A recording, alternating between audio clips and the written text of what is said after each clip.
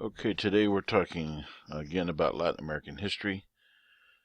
Today's topic is the colonial empires and their shifting fortunes from Chapter 7 of Martin and Wasserman's book, Latin American and Its People. So let's dive right in to Chapter 7, Colonial Empires.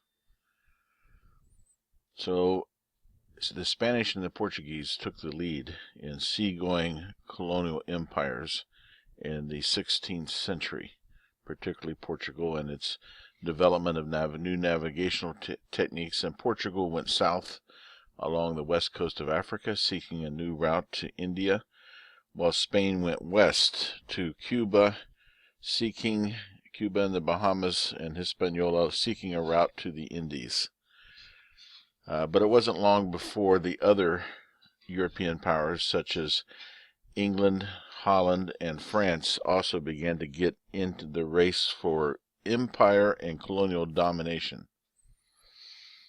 So in the 18th century, beginning around 1700, Spain was in a period of decline after the El Siglo de Oro, which was the 17th century, the golden age of Spain. It began to decline, and in 1700 you had Charles II, the last Habsburg monarch of Spain, died without any heirs, leaving a leadership vacuum in Spain.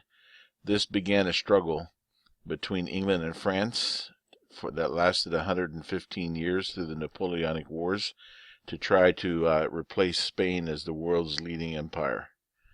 Also, during this time, you had the early stages of the Industrial Revolution, which gave Great Britain a significant technological and economic advantage in this battle.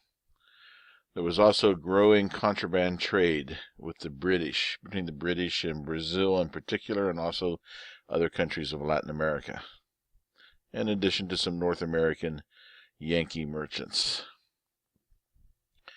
So we have Spain, Portugal, France, the Netherlands, and England are the primary colonial powers during the 18th century.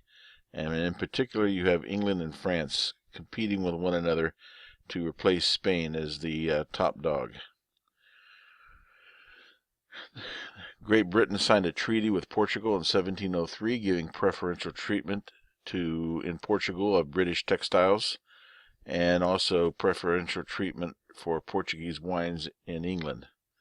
This, in the long run, hurt the development of the Portuguese textile industry, which could not compete with English textiles. 80% of the gold that circulated in Europe during this century originated in Brazil, with the gold discoveries in Minas Gerais. After a 13-year war of Spanish succession, in which England and Austria attempted to prevent the French Bourbon, Philip of the House of Bourbon, of taking the throne of Spain, the Treaty of Utrecht finally ended the War of Spanish Succession and resulted in the British getting permission to begin to import African slaves to Spanish territories. This opened the door a crack for the British and North American Yankees to begin to trade in Latin America. In 1739, the War of Jenkins' Ear broke out. The Spanish captured a British captain who was accused of smuggling, Captain Robert Jenkins, and as a punishment for his activities as a British smuggler, they cut off his ear. This resulted in a war with Great Britain. The British captured Portobello for 2 months and almost captured Cartagena. And the smuggling in the Spanish territories, particularly in the Caribbean, continued unabated. The 7 Years' War broke out in 1756 and lasted, obviously, 7 years, 1763. It's also known as the French and Indian War in American history, and in European history it's called the Great War for Empire. Some historians consider it to be the actual First World War, because it actually was a global war that was waged on the seas in India, in Asia, as well as in Europe and in the Americas. It was a war between the French and the British for control of the and dominance, for global dominance in their colonial empires. George Washington actually was a young British officer who was involved in one of the first skirmishes of the 7 Years' War. The British won decisively and gained Quebec from the French and defeated the French forces in India. They also took Havana in 1762 for about 10 months. The Treaty of Paris of 1763 ended the war and redrew the map of North America. The British gained Canada and Florida in the final agreement. So you see the various colonial empires is color-coded in this map, but it begins to shift. So the Spanish Empire actually grew up through the American Southwest and along the Mississippi River as they replaced the French. And a good bit of Canada went to the British and Florida. The 7 Years French and Indian War was quite expensive. Both the British and the French ran up huge debts with their military expenditures, and this, of course, resulted in the necessity to either cut spending or increase taxes, and both imperial governments decided to increase taxes. The British Parliament imposed new taxes on the British colonies, the 13 colonies, which caused Patriot resentment. And you know the story from American history about the Boston Tea Party and John Adams and the Sons of Liberty in 1776. And so what eventually happened was a rebellion by the 13 colonies, which allowed them, the French allied themselves with the 13 British colonies in order to avenge themselves against the British for the 7 Years' War. The Americans, amazingly enough, won the war when Great Britain finally realized it was in their best interest to cut their losses. So they recognized the independence of the United States in 1783. They also returned Florida to Spain, who had been an ally of the 13 colonies along with France. Of course, the French ended up spending even more money on top of the 7 Years' War in assisting the Americans against the British. This was the first revolution of what's called the Age of Revolutions, 1776 through 1783. It was caused partly by increasing taxes too much from military expenditures. There's some lessons here we could take for the current situation. The next colonial empire to be affected by these military expenditures was the French. There was a brief respite from the war and social upheaval in Europe and the Americas. The cost of the wars led to an increase in unpopular taxes in France. In 1789, the French stormed the Bastille, beheaded the king and queen, and the French Revolution was on. Spain's position in North America eroded. Trouble loomed with the young and expansive United States. French armies again took the offensive against the other nations of Europe until Napoleon's final defeat in 1815, which finally resulted in the supremacy of the British colonial empire over the French as well as the Spanish.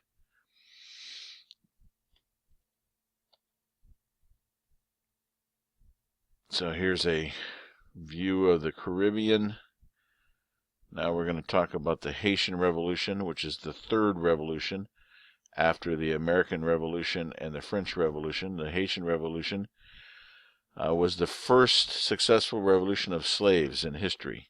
And of course it was sparked by the French Revolution. Spain ceded half of the island of Hispaniola to France in 1697. By 1789, 90% of the colony were slaves, and it also became one of the most profitable territories in the New World because of a great deal of sugar production. The white landowners were divided between royalists and revolutionaries who supported the French Revolution. There was also a middle group of mulattoes and free blacks who also were divided. The slaves of Saint-Dominique, as it was known under the French occupation, took advantage of the splits between the upper and middle classes. And then France itself ended slavery in 1794, giving hope to the lower classes and the slaves of Haiti that they might find their freedom. Events in Haiti terrified the slave owners and all privileged classes throughout the Americas, and it inspired slaves and free people of color. It was a very brutal revolution because the form of control of the slaves before the Haitian Revolution was also very brutal. Napoleon does a flip-flop. So the French had united on 2 occasions with the former African slaves of Haiti to fight off first the Spanish and then the British when they attempted to invade, under the leadership of Francois Dominique Toussaint Louverture, the ex-slave and a leader of independence. He's often called the Napoleon of Haiti. Napoleon then turned against the ex-slaves and reinstituted slavery in 1802. The ex-slaves fought off the French army and declared their independence in 1804 and took the name Haiti, which is from the Taino language. It was the name of the island before the Spanish had arrived in the Taino language. And here is a good video about Toussaint Louverture, which I highly recommend if you have time to view it. It'll be on the blog.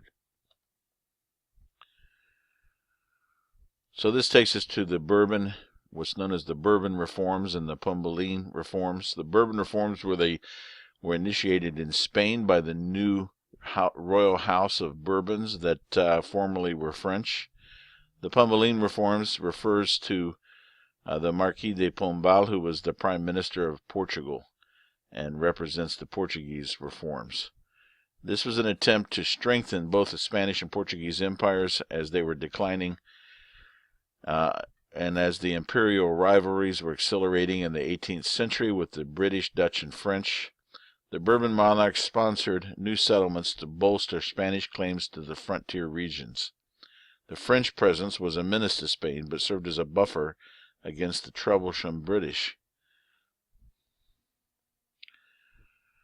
The Bourbon Reforms attempted to curb the power of the Church. The Church was the wealthiest entity in the New World and owned most of the land, was the largest landowner. So the Bourbon Reforms attempted to curb the power of the Church, reorganize colonial administration. They attempted to stimulate economic development and trade. They imposed new taxes in order to finance increased military defenses. And they also attempted to enhance crown monopolies along the lines of mercantilism. And they attempted to tighten their hold on these overseas monopolies and also to suppress any ideas of revolution. Of course, this didn't go over so well in the New World among the Creoles, mestizos, and Native Americans. They also revamped their defensive fortifications in Havana, San Juan, Veracruz, and Cartagena. If you visit any of these cities, you'll see that the defensive fortifications are very similar because they were built during this time. They also began promoting the settlement of California, primarily through Jesuit and Franciscan missions. The most sweeping changes took place during and after the 7 Years' War between Britain and France as Spain's position became more precarious. Charles III was the most aggressive and energetic of the Bourbon reformers, and he appointed José de Galvez as his minister of the Indies.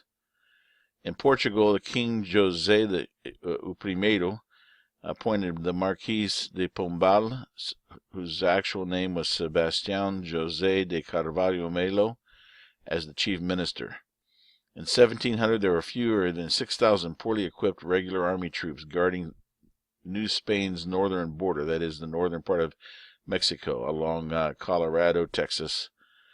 By the late 1700s, Creoles, mestizos, free blacks were welcomed into militias and supplemented the military defenses with citizen militias, particularly in Cuba. This brought Spain and Britain face to face when the French bowed out after they had provided a buffer between the two empires. After 1763, Spain and Britain were face to face along the Mississippi River.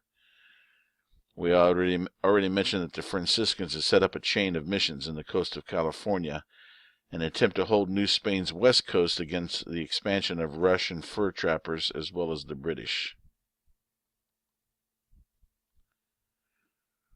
There was also a number of administrative reforms, but I'll get into those in the next segment. We'll go with a part 2 on this chapter I hope you read the chapter, and